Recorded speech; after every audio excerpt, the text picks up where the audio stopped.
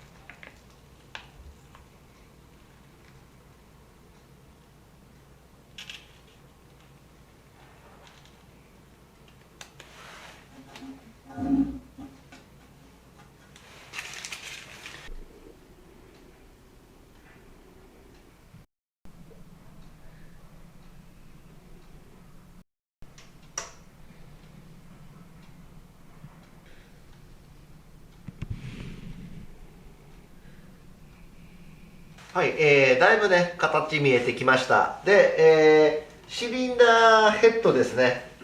京都のね、堺ボーリングさんに、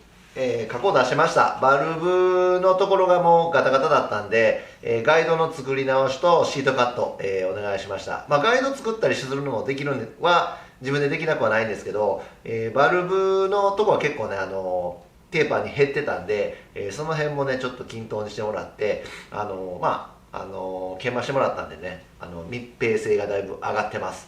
はい。で、まだ組んでないんでね、これもぼちぼち組んで、エンジンかかるようにしていきたいと思います。